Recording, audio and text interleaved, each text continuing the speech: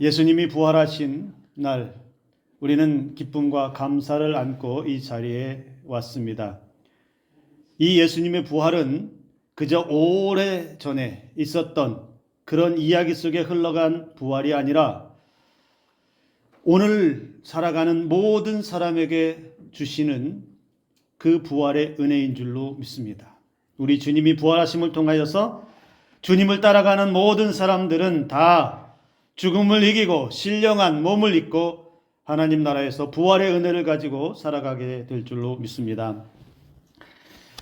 제가 사역을 처음 시작하던 시기에 교육전도사 때 우연히 병원 신방을 이렇게 따라간 적이 있는데요.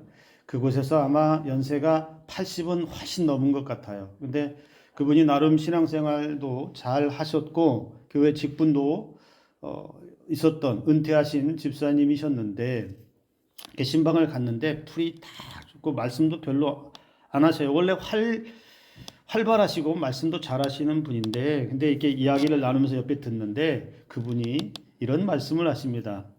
그 어르신이 살아봐야 별 소용없어. 아유, 왜 그렇게 바둥바둥 살았는지 모르겠어. 허무해.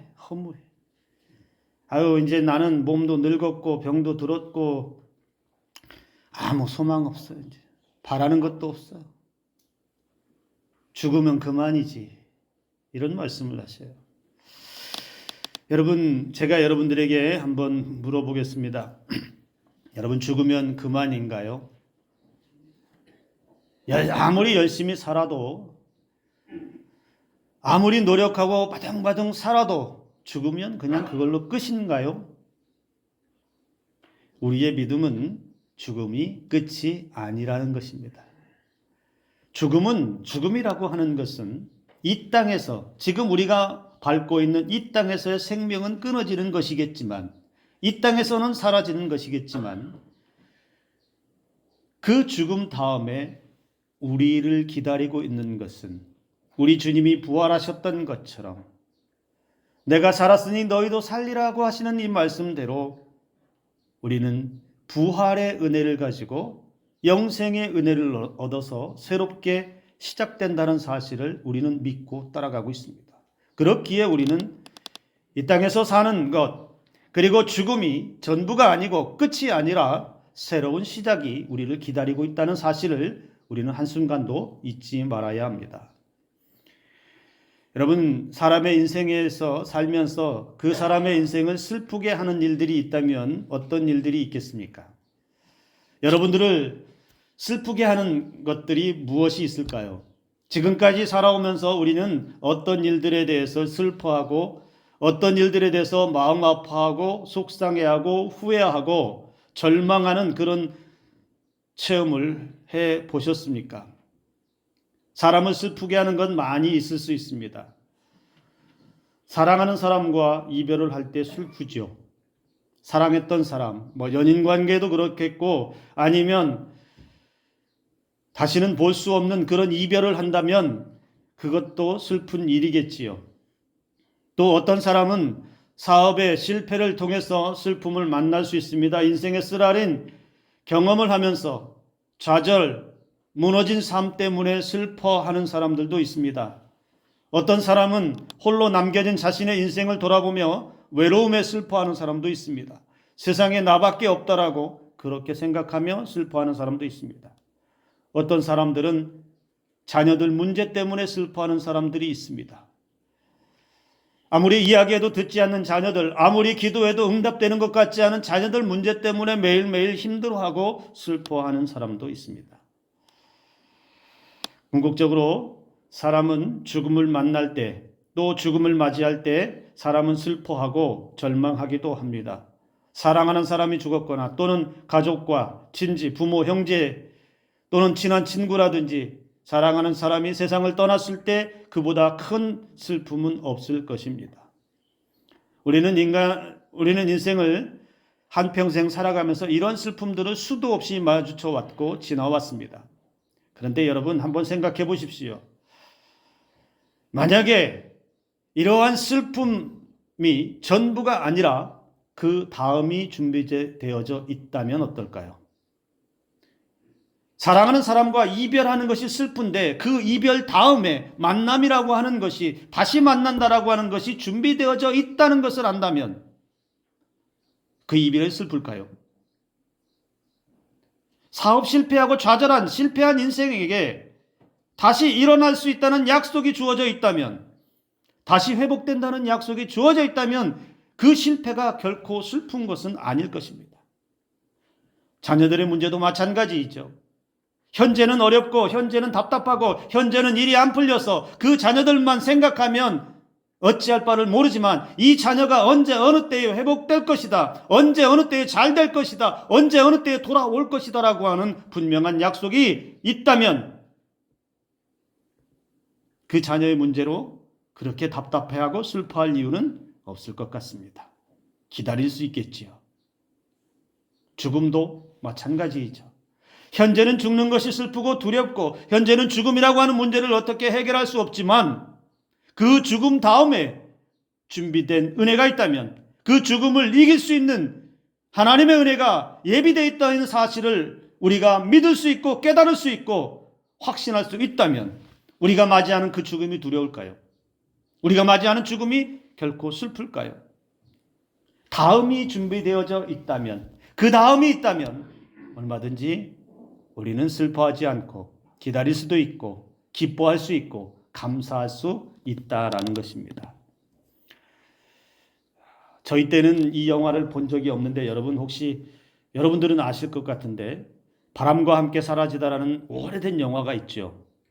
굉장히 오래된 영화, 제가 태어나기 전에 나왔던 영화 같은데 이 바람과 함께 사라지다라는 영화를 저는 사실은 잘 몰라요. 그런데 이 영화에서 남겨진 명대사 한마디는 알고 있습니다.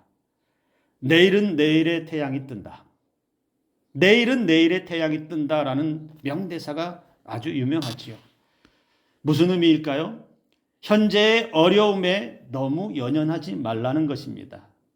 지금의 슬픔이나 지금의 문제나 이런 것들 때문에 너무 연연해서 좌절할 필요도 없고 기죽을 필요도 없고 슬퍼할 이유도 없다는 것이죠. 왜요? 내일이라고 하는 가능성이 있기 때문에, 내일 또다시 떠오르는 그 태양이 있기 때문에 현재의 고난이 끝이 아니고 결국 더 나은 미래가 올 것이다 라고 하는 긍정적인 생각을 가지라는 그런 의미가 있지요. 그런데 여러분, 저는 여기에다가 참으로 확 끼얹는 말을 드리고 싶어요. 내일의 태양이 아무리 다시 떠올라도요, 내일의 태양을 못 볼 사람도 있습니다. 내일에 아무리 좋은 일이 있어도 그 좋은 일을 못 만날 사람도 분명히 있습니다. 무슨 이야기일까요? 죽음의 문제라고 하는 것, 우리 인간이 극복할 수 없는 문제이지요. 아무리 좋은 미래가 있고 아무리 대단한 일이 이 세상에 펼쳐져 있다 하더라도 우리 앞에 죽음이라고 하는 문제가 딱 가로막으면 그 좋은 세상과 그 아름다운 것들이, 그 대단한 것들이 아무런 유익을 주지 못한다는 것이죠. 여러분, 그러면 우리는 어떻게 살아야 합니까? 그리스도인들은 어떻게 살아야 돼요? 죽음이 끝이니까, 죽음이 우리 앞을 어차피 가로막을 것이니까, 그걸로 모든 것을 다 끝낼 것이니까 우리는 절망하며 그렇게 살아야 할까요? 그냥 그걸로 순응하고 끝난 것으로 받아들이고 그 이상도 그 이하도 없다라고 그냥 그렇게 체념하며 살아야 할까요? 아니요. 아닙니다. 우리 기독교에서는 죽음이 끝이라고 말하지 않습니다. 죽음이 반드시 오지만 그 죽음 뒤에 반드시 찾아오는 것이 부활이라고 우리 성경은 가르쳐 주고 있습니다. 그리고 죽음 뒤에 반드시 부활이 있다는 사실을 우리 주님이 직접 부활하심으로 보여주셨다라는 것입니다. 우리 주님은 3일 만에 부활하셔서 많은 사람들에게 나타났습니다. 직접 부활의 몸을 많은 사람들에게 보여주시고 내가 살았다라고 하는 것을, 말씀하신 대로 성경에 기록된 대로 다시 살아났다라고 하는 것을 많은 사람들에게 직접 보여주셨습니다. 그것이 고린도전서 15장 5절 6절 5절에서 8절까지 해서 계속 사도 바울이 증언하고 있습니다. 게바에게, 베드로에게 보였고 12제자에게 보였고 500의 형제에게, 야고보에게, 모든 사도에게 다 보여주시고 바울 자신에게도 보여주었다라고, 자신도 보았다라고 그렇게 증언하고 있습니다. 예수님은 직접 살아나셔서 살아나신 부활하신 그 모습을 사람들에게 보여주셨고, 그 사람들을 목격한 사람들은 부활의 주님을 보고서 예수님 부활하셨습니다라고, 예수님이 부활하셨습니다라고 만나는 사람들마다 증언의 길을 걸어갔습니다. 그것이 오늘 저와 여러분들에게까지 와서 이 아침에 우리는 부활의 기쁨을 나누고 예수님 부활하셨습니다. 예수님의 부활이 집사님의 부활입니다. 장로님의 부활입니다. 권사님의 부활입니다. 성도님들의 부활입니다라고 우리도 고백하며 말할 수 있게 되었다라는 것이지요. 예수님의 부활이, 우리 교회학교 친구들도 앉아있는데 은혜와 승리의 부활입니다. 여러분, 예수님의 부활은 모든 사람들의 부활로 나타날 줄로 믿으시기를 바랍니다. 세상 사람들은 부활을 믿지 않습니다. 고린도전서 말씀에, 오늘 15장 말씀에서도 고린도 교회도 그랬고, 오늘을 살아가는 많은 사람들, 무슨 부활 같은 게, 다시 살아나는 게 어떻게 있을 수 있느냐라고 그렇게 항변합니다. 왜냐하면 인간은 이성이 있고 지성이 있고 어려서부터 배운 지식이 있고 살아온 경험이 있고, 그리고 아무리 노력하고 연구하고 살펴보아도 부활이라고 하는 것은 도저히 일어날 수 없는 일이라고 그렇게 단정합니다. 상식밖에 이야기하지 말라라고 이야기합니다. 도저히 가능하지 않은 일을 말하지 말라라고 세상 사람들은 말합니다.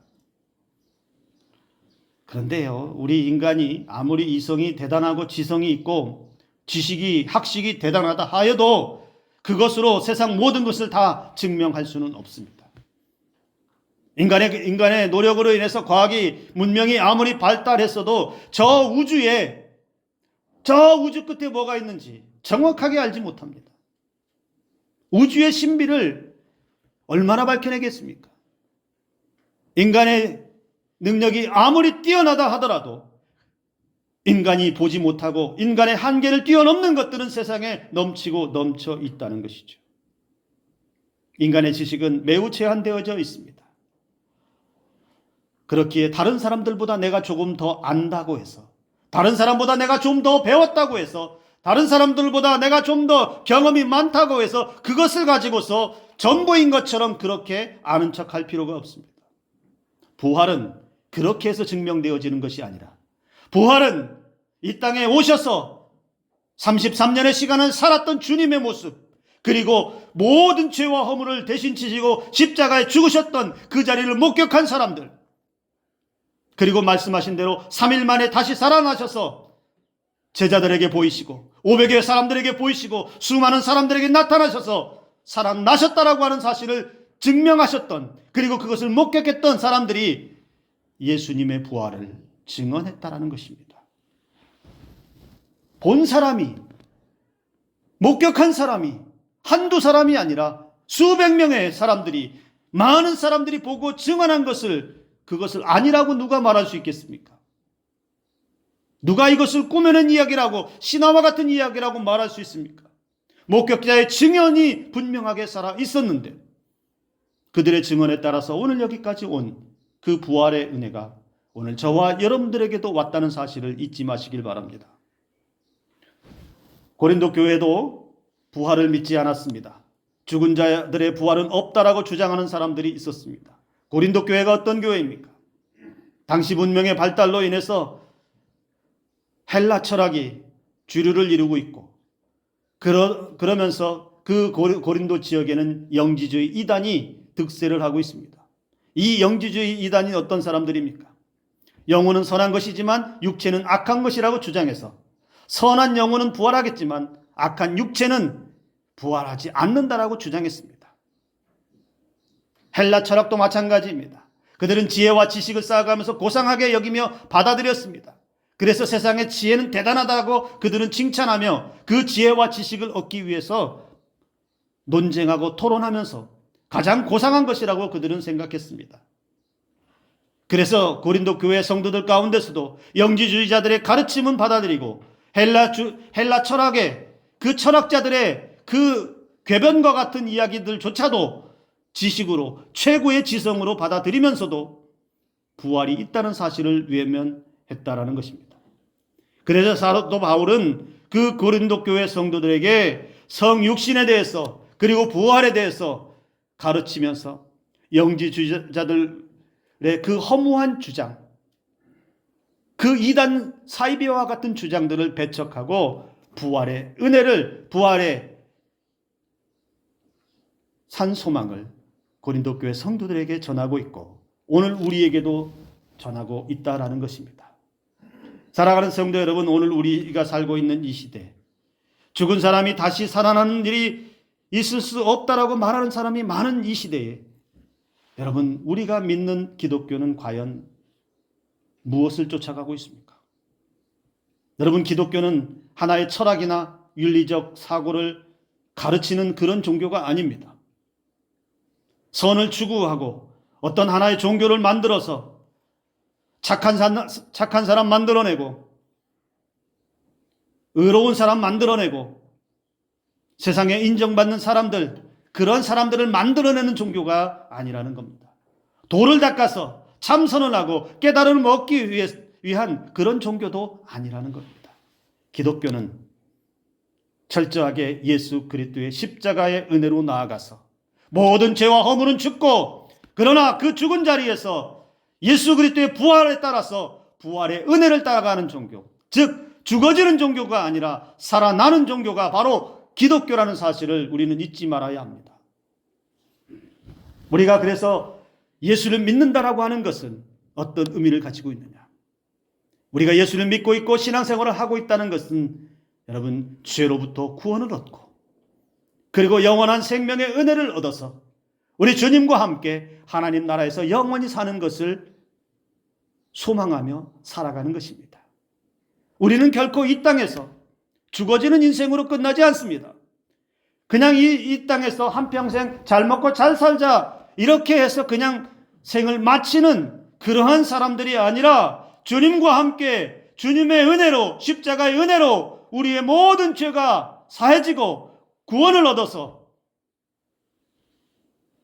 이 땅에서의 삶은 마감하겠지만 부활의 몸을 입고 주님과 함께 영원히 하나님 나라에서 사는 것이 우리 신앙의 목적입니다. 오늘 저와 여러분들에게는 이런 은혜가 있기를 주님의 이름으로 축복합니다. 사도 바울은 그러면서 오늘 우리에게 가르쳐 주십니다. 만일 부활이 없었다면, 만약 부활이 없었다면 그러면 어떻게 되느냐? 여러분, 오늘 우리는 이걸 생각해 보아야 합니다. 지금 우리의 신앙에서도, 내 신앙에서도 만일 부활의 은혜가 빠져버려 있다면 우리가 열심을 다해서 예배하고 열심을 다해서 기도하고 열심을 다해서 말씀을 읽고 살아가는데 우리의 신앙에 부활이라고 하는 것이 존재하지 않는다면 그러면 어떻게 되겠는가? 사도 바울은 부활이 없으면 예수님이 다시 살아나신 일이 없다고 13절에 말씀합니다. 그렇다면 예수님도 죽으신 것으로 끝났다는 것이죠. 그러면 그 예수님을 따라가는 사람들은 어떤 사람들입니까? 그들은 죽음을 따라가는 것이지요. 만일 부활이 없다면 예수님이 다시 살아나신 일이 없는데, 그렇게 된다면 예수님도 죽은 것으로 끝났고 예수님을 따라간 사람들도 결국은 죽음을 따라가는 것인데, 이 얼마나 허탈한 이야기입니까? 또 예수님이 부활하지 않았다면 사도 바울은 성도들의 삶의 의미를 잃어버릴 것이라고 14절에도 말씀하고 있습니다. 기독교 신앙에서 부활을 빼버리면 아무것도 아니라고 했습니다. 그저 종교생활하는 것이라고 했습니다. 기독교 신앙에서 예수님의 부활이 사라져버리면 우리가 신앙생활하는 의미 자체가 사라져 버린다는 겁니다. 무엇 때문에? 이 귀한 시간에 여기 나와서 예배하고 무엇 때문에 우리가 그렇게 매달려 있습니까? 지금까지 수많은 순교자들과 믿음의 선배들은 다 이 부활의 은혜를 믿고 따라갔고 이 부활을 증거했고 그래서 자신의 생명을 아끼지 않고 순교의 자리까지 나아가면서까지도 부활을 전했습니다. 왜요? 그리스도인들이 부활의 은혜를 붙잡고 살아가도록 의미 없는 삶이 아니라 진정 부활의 신앙으로 살아갈 수 있도록 그들이 피를 흘리며 부활의 복음을 전했다라는 것입니다. 결코 의미 없는 삶이 아닌 부활의 은혜가 주어진 삶을 살라라는 것입니다. 또 사도 바울은 부활이 없었다면 우리 믿음 자체가 헛된 것이다. 14절에서 말씀합니다. 우리가 믿고 있는 믿음 자체가 헛된 것이다. 예수님의 부활이 있기 때문에 우리가 부활의 소망을 믿고 따라가고 있고 그 부활이 내게 주시는 은혜임을 확신하고 평생 동안 믿음으로 헌신하고 주님께서 이 땅에서 사셨던 그 삶을 우리도 삶에서 충실하게 재현해내며 살아가는 것이죠. 만약 부활이 없었다면 여러분 세상에 널려있는 종교 중에 하나일 뿐이겠지요. 그저 윤리적이고 도덕적이고 사람들에게 존경받고 인정받고 부자로 살고 잘 먹고 살고 편안하게 살고 이런 것이 최고의 삶으로 사는 것, 이런 삶을 살지 부활의 은혜가 없는데 뭐하러 이렇게 믿음을 가지고 살아가느냐는 것이죠. 세상에서 믿을 것이 돈이고 권력이고 지식이고 출세와 성공이 될 것입니다. 이러한 삶을 두고서 부활이 없는 그 신앙을 쫓아간다면, 부활이 없는 그 종교를 쫓아간다면 그 믿음은 다 헛것이라는 것이죠. 또 사도 바울은 우리에게 가르쳐 줍니다. 부활이 없다면 여러분 부활을 증거했던 모든 사람들은 다 어떤 사람들입니까? 다 거짓말쟁이. 지금까지 복음을 전했던 선교사들이든지 지금까지 복음에 대해서 말했던 목사든지 종교 지도자든지 믿음의 성도든지 부활이 없었다면 그들이 말한 것, 그들이 증거한 모든 것은 다 거짓말이라는 것입니다. 사도들도 바울도 이름도 없이 빛도 없이 복음 전하다가 순교하고 사라진 믿음의 사람들 전부 다 뭐가 됩니까? 부활이 없었다면 다 거짓말장일 뿐이라는 것이죠. 여기 이 거짓말장이라고 점잖게 표현했지만요, 만약 부활이 없었다면 복음을 증거했던 사람들은 한마디로 말하면 다 사기꾼이라는 거예요. 그리고 교회도 부활이 없는데 그렇게 전했다면 다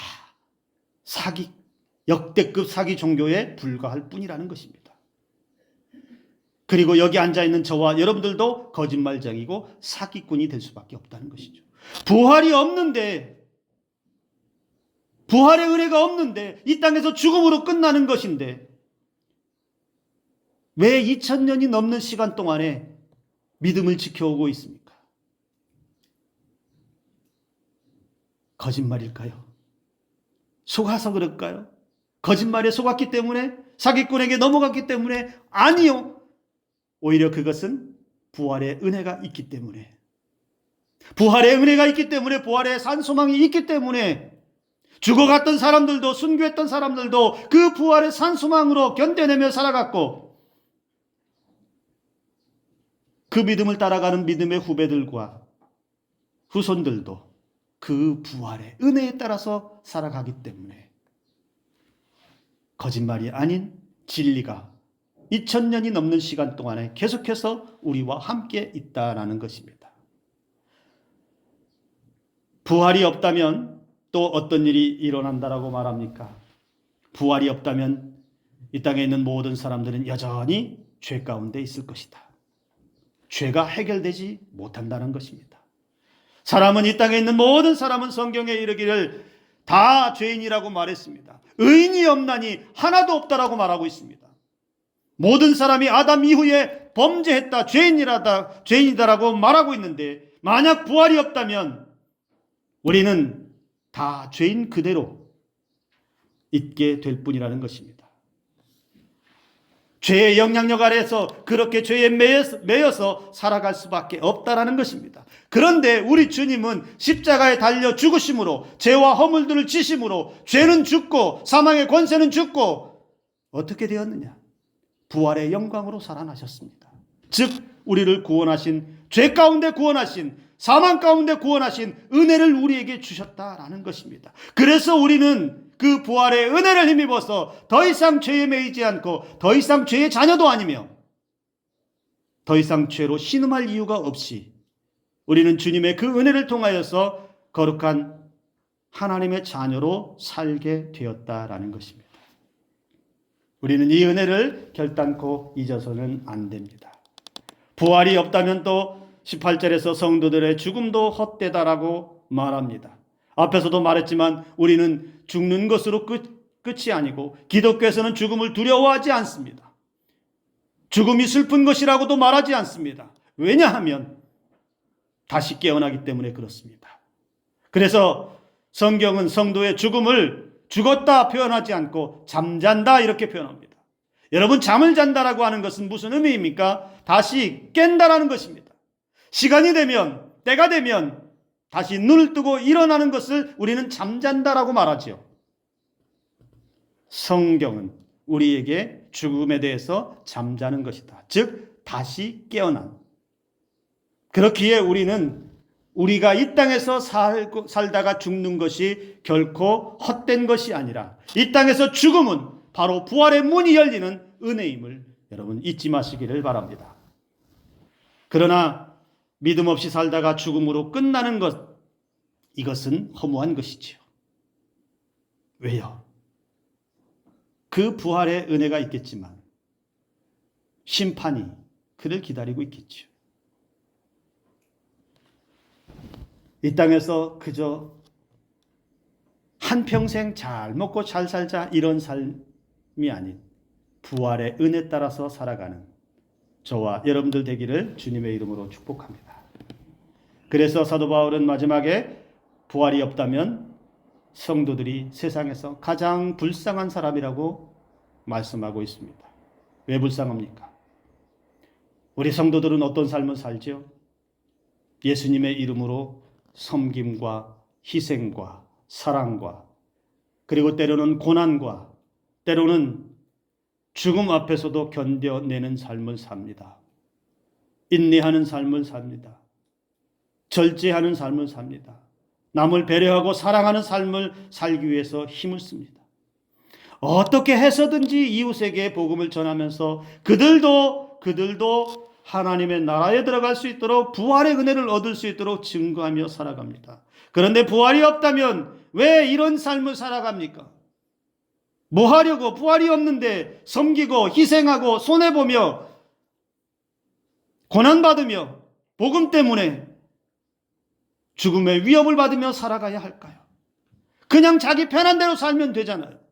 죽음이 끝이라면 그냥 하고 싶은 거 다 하면서 마음껏 즐기고 싶은 거 다 즐기고 그렇게 살다가 죽으면 더 좋잖아요. 뭐 하려고 그렇게 예수님의 이름으로 힘쓰며 살아갑니까? 인생을 낭비한 거 아닐까요? 부활이 없다면. 여러분, 오늘 우리는 이 부활의 아침에 예수님의 부활의 은혜만이 우리 신앙의 참된 소망임을 믿으시기를 바랍니다. 우리가 끝까지 붙들어야 할 단 하나의 삶의 신앙의 목적이 부활신앙에 있기를 주님의 이름으로 축복합니다. 우리는 한평생 삶에서 무엇을 얻기를 원하고 또 무엇을 남기며 살기를 원하십니까? 여러분은 무엇 때문에 그렇게 열심을 내고 있고 무엇 때문에 그렇게 길을 쓰며 살고 있습니까? 이 땅에서 영원한 삶을 살아갈 사람은 아무도 없습니다.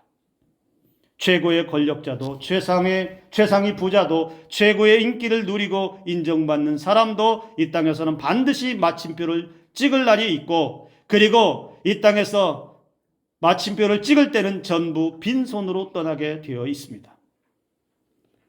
세상은 권력자를 향해, 부자를 향해, 인기를 누리는 사람들을 향해, 세상에 존경받는 사람들을 향해서 성공했다, 최고의 삶을 살았다, 잘 살았다라고 칭찬할지 모르지만 부활이 없는 삶을 살았다면, 부활의 은혜를 얻지 못하는 삶을 살았다면 그 인생은 불쌍한 인생입니다. 그리스도인은 이 세상에서 영광스럽고 성공적인 삶이 전부라고 생각하지 않습니다. 죽음으로 모든 것이 끝이라고도 말하지 않습니다. 우리에게 주어질 그 부활의 은혜를 따라가는 저와 여러분들 되기를 간절히 원합니다. 오늘 19절의 말씀을 다시 한번 보면서 여러분 우리의 마음에 새기고 우리 자신에게 질문해 보아야 합니다. 19절의 말씀에 우리가 바라는 것이 다만 이 세상의 삶뿐이면 모든 사람 가운데 우리가 더욱 불쌍한 자이리라. 다시 묻습니다. 우리의 삶의 소망은 무엇입니까? 지금 여기서 잘 먹고 잘 사는 것이 목적입니까? 한 번 죽고 사라지는 인생, 내 마음대로 살다가 마치는 것이 전부라고 생각하십니까? 우리가 꿈꾸는 최고의 삶은 무병장수와 부귀영화, 이러한 삶은 아닐 것입니다. 우리의 최고의 삶은 이 땅에서 주어진 사명대로 주님이 하나님께서 주신 생명의 날들을 열심을 다해 성실하게 말씀대로 은혜대로 잘 살다가 생을 마치면 주님 품에 안기어 부활의 몸을 입고 영원한 하나님 나라의 은혜 아래서 사는 것이 우리의 마지막 소망이 될 수 있기를 주님의 이름으로 축복합니다. 우리의 생명이 끝나는 그날 부활의 은혜가 새롭게 시작됨을 믿으시기 바랍니다. 지금 우리의 삶에 어렵습니다. 고단합니다. 혼란스럽습니다.